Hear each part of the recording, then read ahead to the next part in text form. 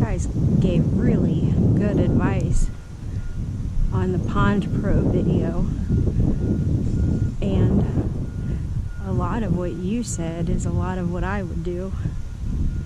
So this is an area that I love to target, and this is the most breeze that we've had in I don't even know how long.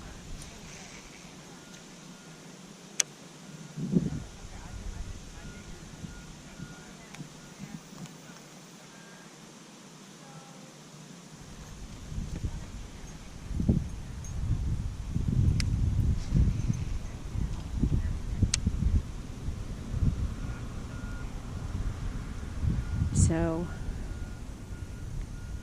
the first thing I'm gonna do is to go around it with a search bait.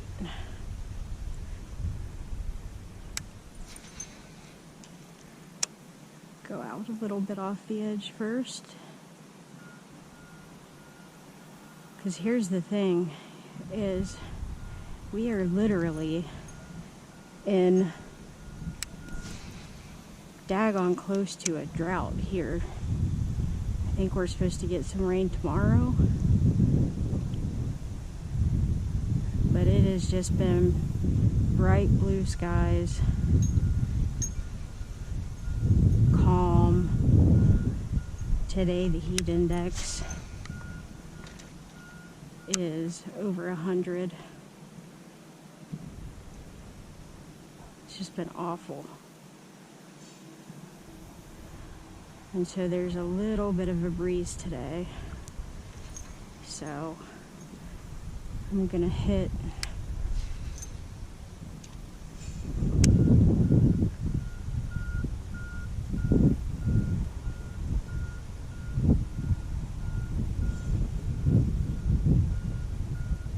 just kind of working this down the shoreline. Because one thing, if the bass are actively feeding, and I'm talking actively, they are going to be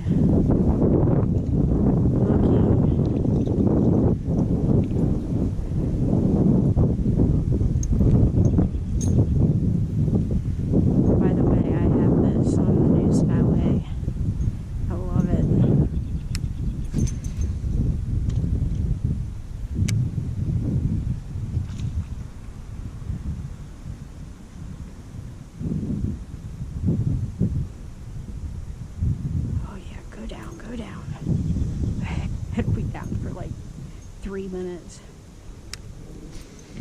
But so I kind of work this into close to the bank.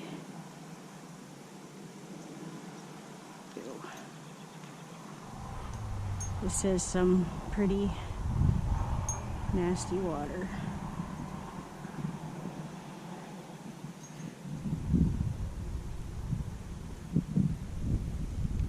But here is one of the things. If the bass are actively feeding, they are going to start looking right at the bank. They usually move up to shallower water. They will, relate to, a point,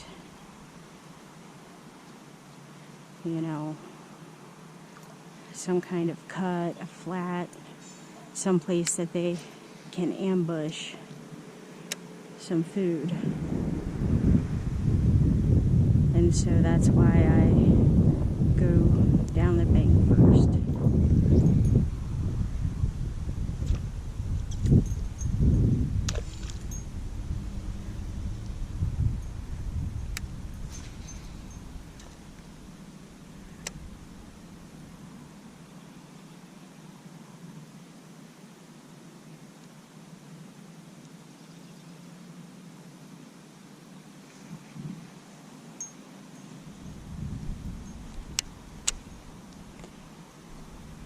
because it's a lot easier to catch the fish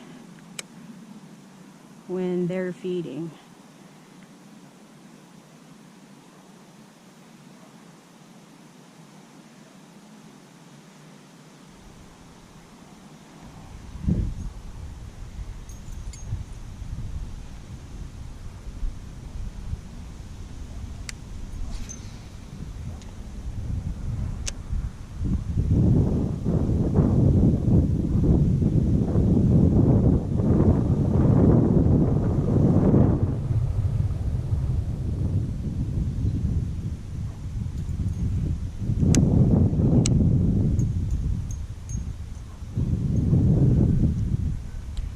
Gonna make a real little flip here so I can come in really close to here.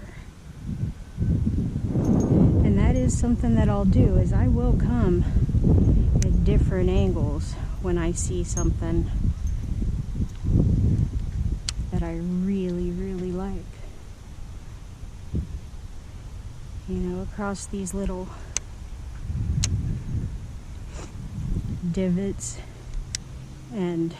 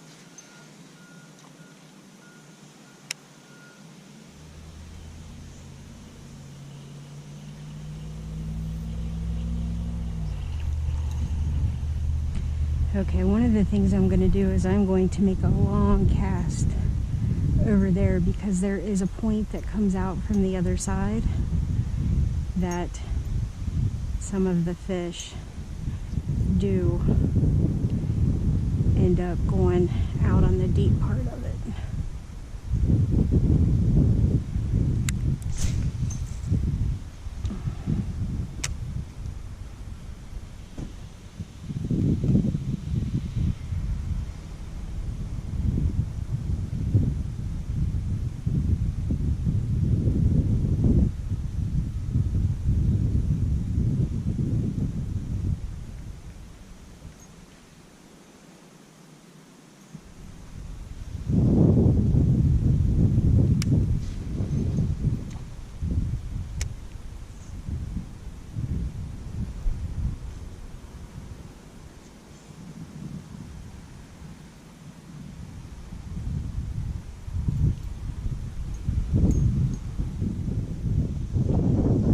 Okay, so there was nothing that touched the spinnerbait. So now I'm going around with a wacky rigged Senko. Try and stay out off the bank a little bit.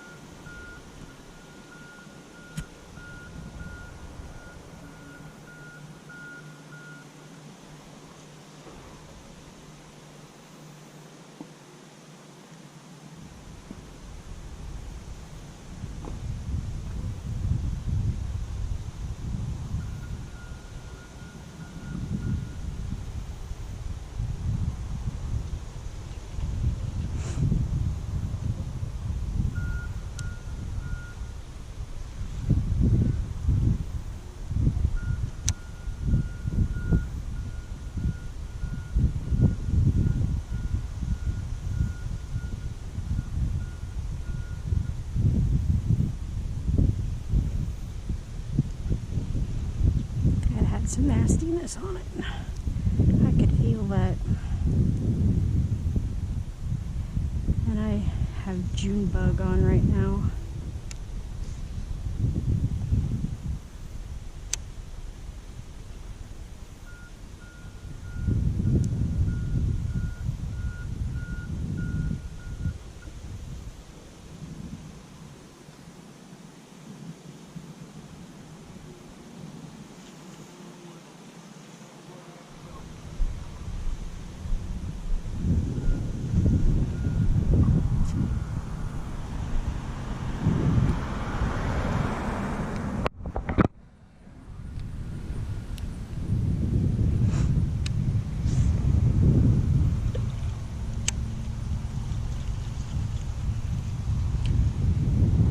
Was awful.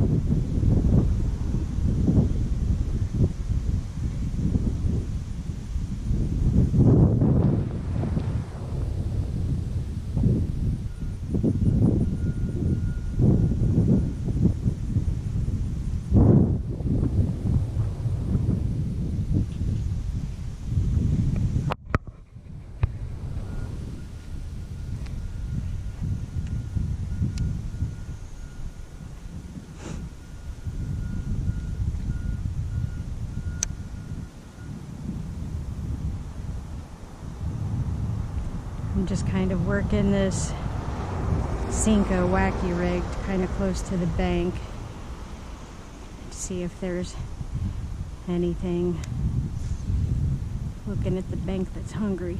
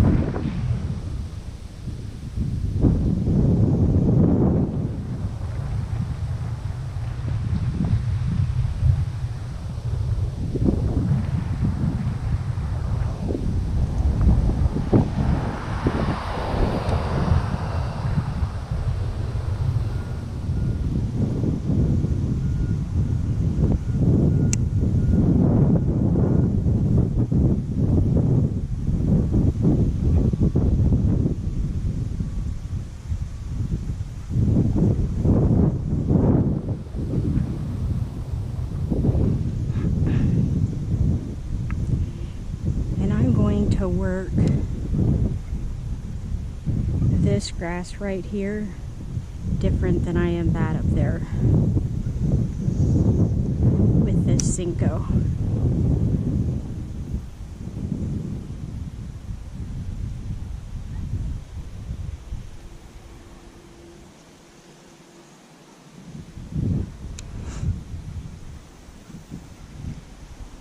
But what I like about this right here is look at all these little individual cuts, and actually this is the deeper part of the pond.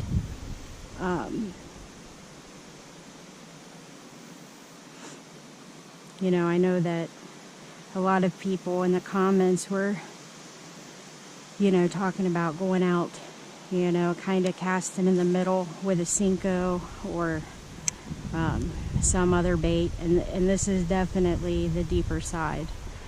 And I agree that, you know, bigger females could be laying out there in the deeper water in the middle.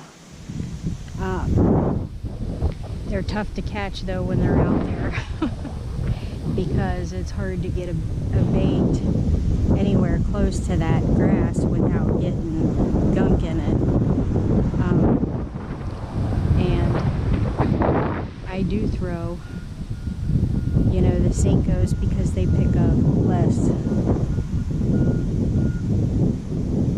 They pick up less of the like really dirty stuff that you kind of see along here. could sometimes even throw in like a little rattle trap, you know, and you can work it hard. Sometimes it still picks that stuff up. You know, sometimes I'll throw a Carolina rig and try and work it fast to keep the bait up off of the bottom, and hope I drag it in front of the right female. See, I worked that Cinco pretty fast. A lot of people don't even, you know, work a Cinco. They just throw it, let it sink, bring it back. I do work them, probably too much, but I usually don't make long casts like that. I'm usually, you know, pitching them a fairly short distance, because normally I'm gonna have a target, you know, like I'm using this as a target right here, because this is kind of the outer edge of this teeny tiny cut. I use these little cuts right here like I would a pocket on a main lake, you know, in the boat. You know, like this is my little pocket on Lake Cumberland, you know, that we go into. That's kind of how I treat it. And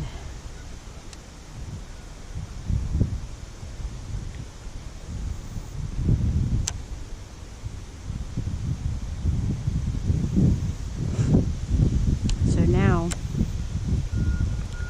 what I'm gonna do for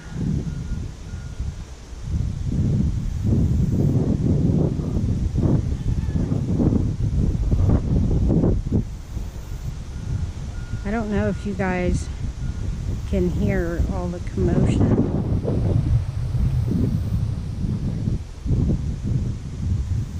Okay, what I'm doing is I'm just making this weedless, like you would with a Texas rig, because I want to drag it over top of that grass. See if something swings at it.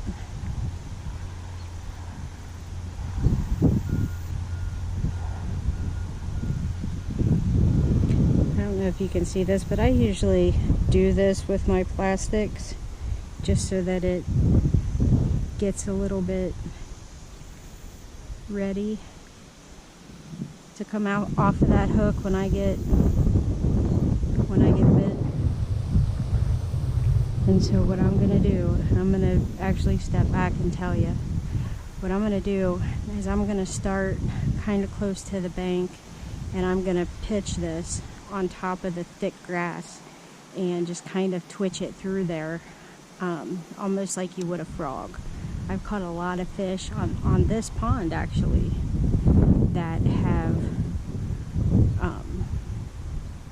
that have done it that way, and I've caught more of them on a Cinco that way than a frog.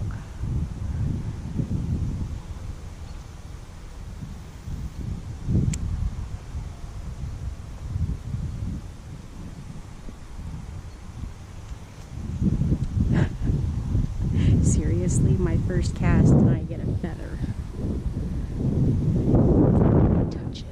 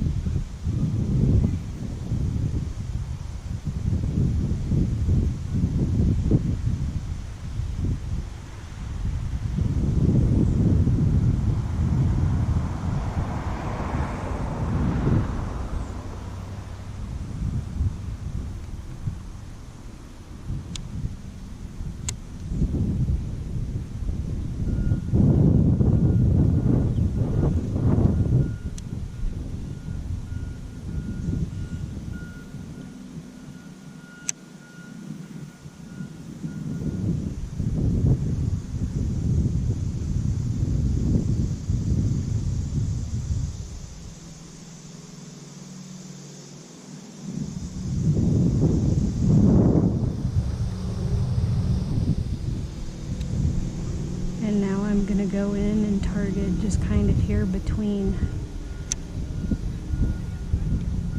some of these places.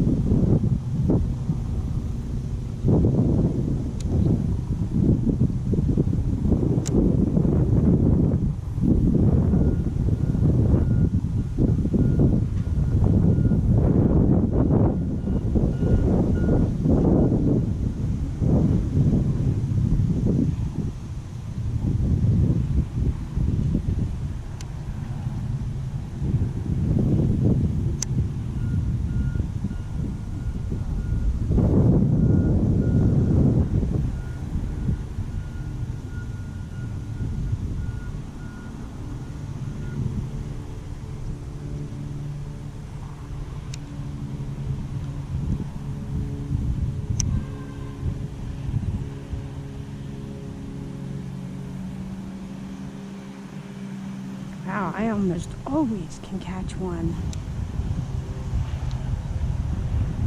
in this grass.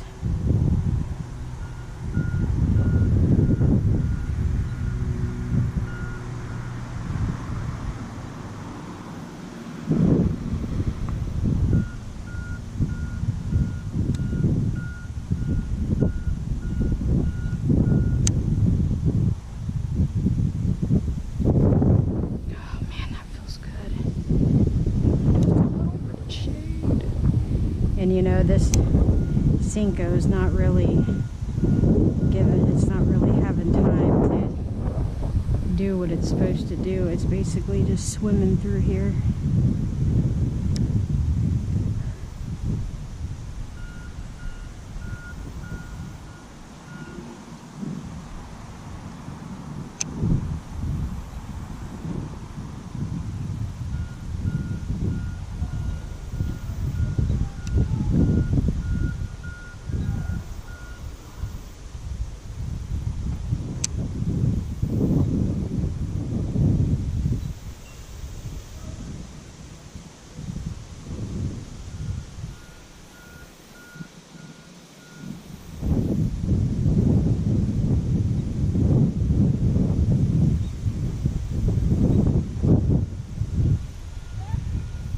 Okay, we are going back to get a Nico rig.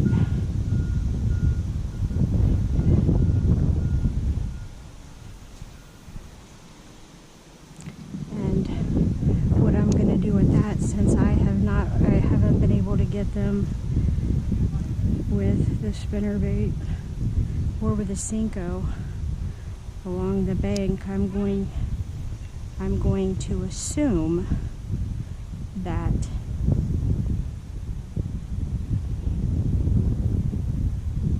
they are still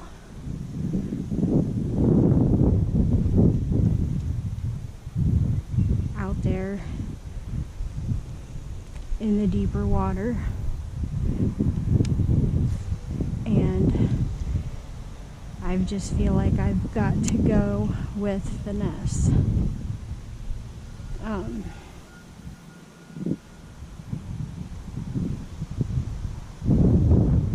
That just seems like the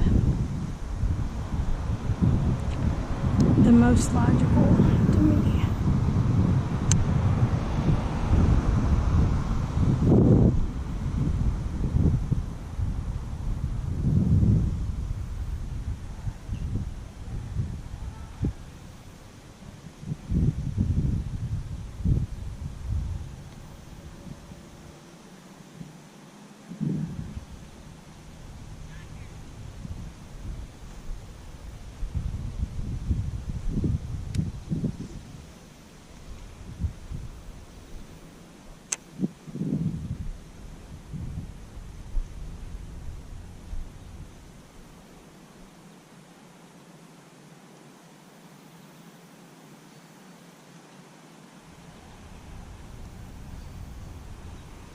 Okay.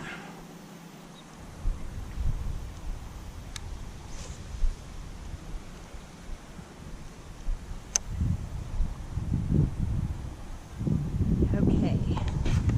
So, like I said, what I'm gonna do, well, to recap, I've gone through with a spinnerbait, nothing, and I have gone through with, well, in the spinnerbait, I've gone down the bank, I've thrown it out deep, and you know, that was with the spinnerbait. I've done the same with a Cinco.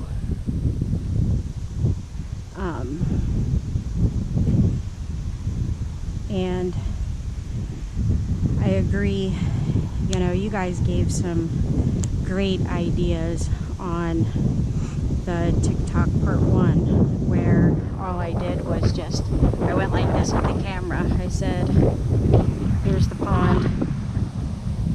What would you guys do to break it down? And so, you know, this is me breaking it down. And, you know, obviously you guys did an amazing job. But, you know, I did go through with the spinnerbait. I went down the bank close to the bank, because any feeding bass, usually they will come up and they'll just start looking at the bank. But nothing on the spinnerbait.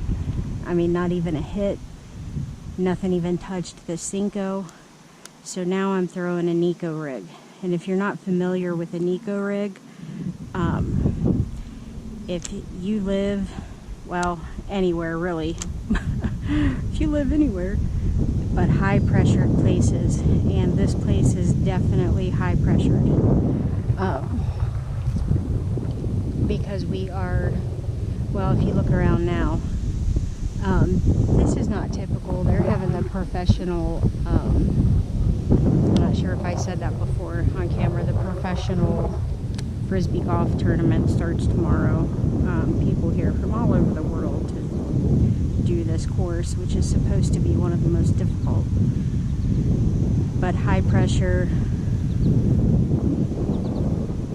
and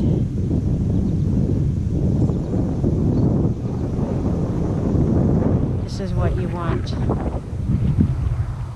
This is what it's going to look like. Hopefully you can see that. And it's really mixing up a shaky head and a wacky rig is pretty much what you're doing.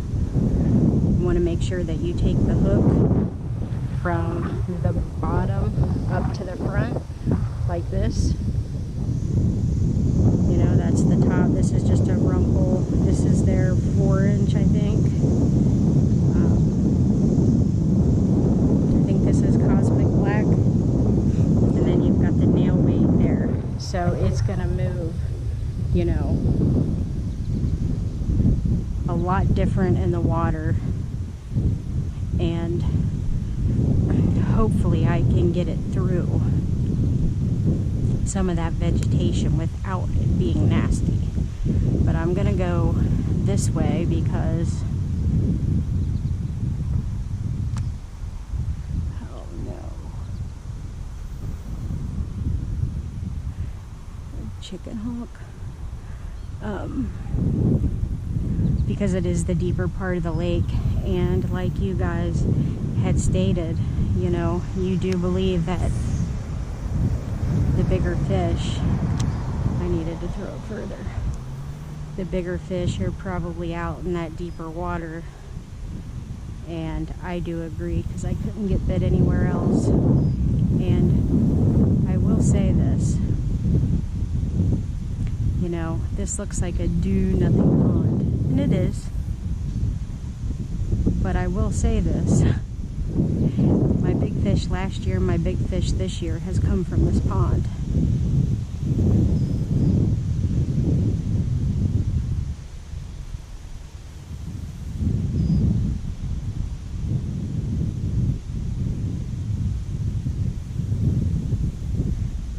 So I'm just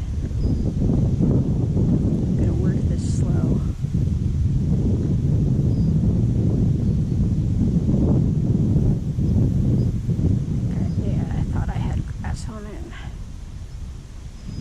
You do have to keep a tight line on this so that you can feel if something picks it up, because this is pretty light. This nail weight I think is a quarter ounce maybe, and this is 10-pound fluoro.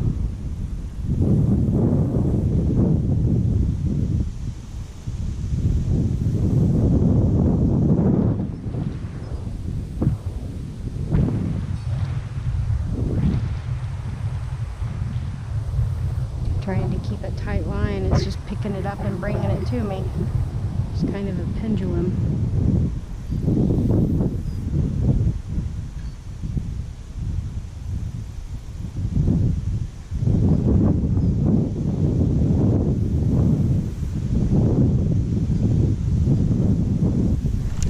Oh man, I missed him. I just had a bite there. Daggone it. That was a legit bite. He did not feel the hook though.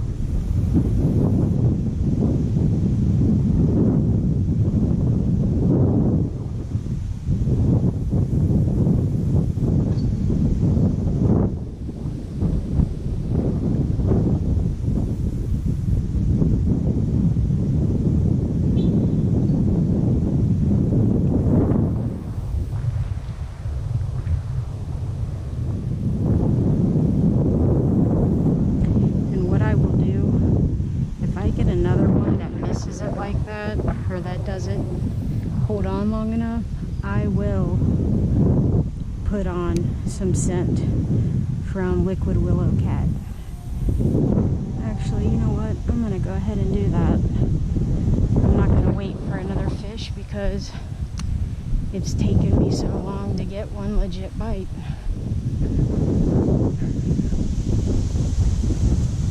And I'll tell you, I had not been a, you know, a constant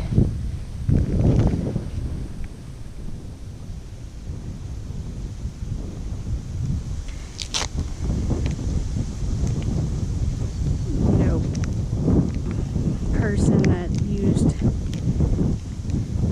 scent, but I have definitely noticed the difference in how long they hold on to this, to the bait.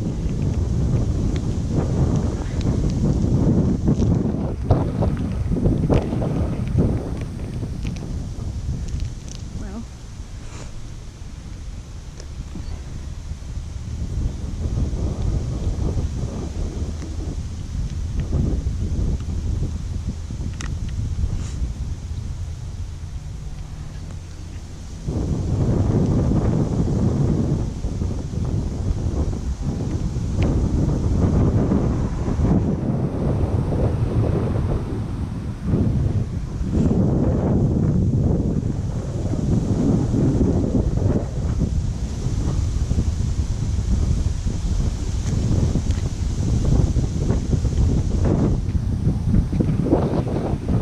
trust me, you don't want, oh man, you do not want this stuff on you.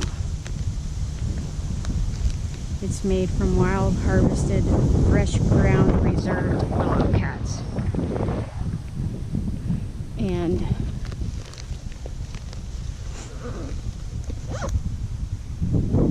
I don't ever touch it. But I do think, you know, I'm not going to go on record and say that bass, that when they, I'm not going to go on record and say that it gets you, that it, you know, scents bring more bass in or anything like that, but I absolutely do think it has them hold on longer. Because when they put it in their mouth, they are like, it tastes like something real instead of plastic.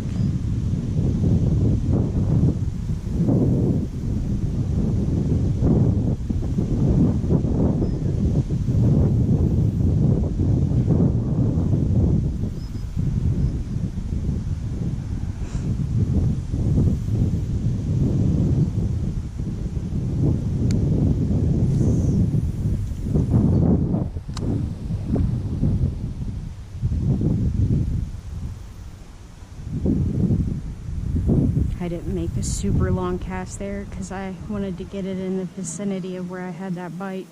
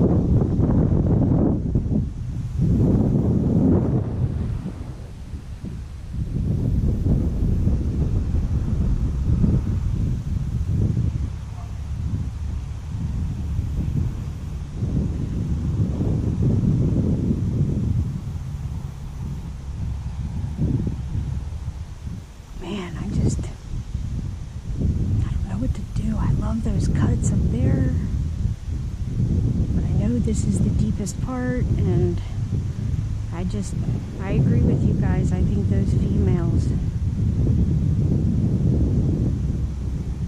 I just think they're going to be in the deepest part that they can find, unless they're feeding. And if they're feeding, they should still be around here, coming up to the bank. Of course, you know, that shade up there gets pretty shallow. Wouldn't be too uncomfortable for them, probably. And I know there's tons of food over there because there's a bunch of little bluegill. So that could just be a regular place, too. But, you know, I really can't imagine a largemouth bass this time of year, heat index 105. You know, they could swim slow and be over there in just barely over a minute. But for them, with it as hot as it is, I still don't think they would want to do that.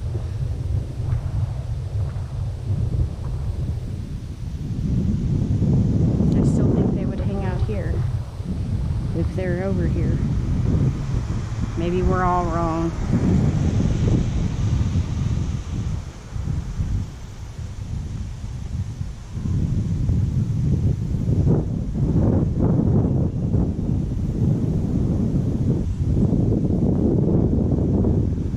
I think a shaky head could work as well, but I do like, when it's super hot like this, I do like to downsize. And a Ned rig, an eco rig, a shaky head is about as finessable as you can get. Now granted, I don't have my spinning rod out here with 5-pound test, but actually that's not a bad idea. I have the 5-pound test. I could do a leader.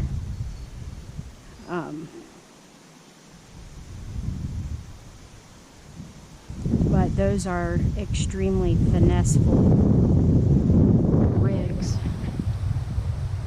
and the hope is that, you you know, it'll increase your bites, and big fish will take small baits, and so we're barely keepers. I know you guys can't see this because you can't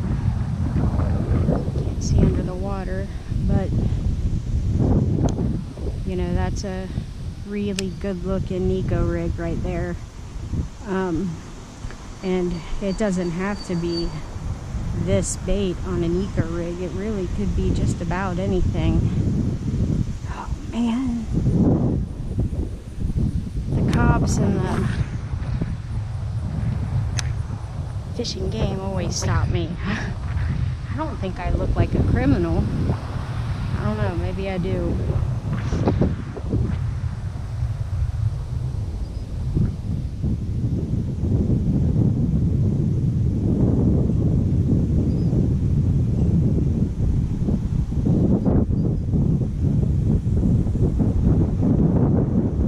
I also like this rig because of this bottom is kind of nasty, and it does seem to come through it a little better with it being lighter.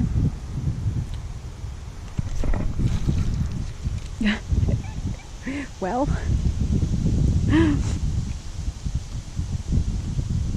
wow, come here, dude.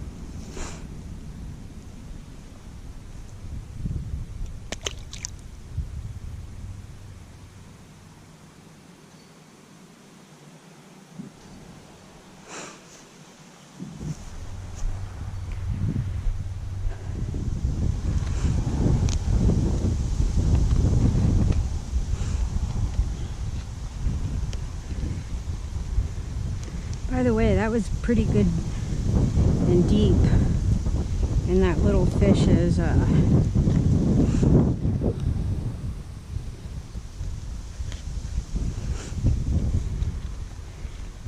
mouth. These are some good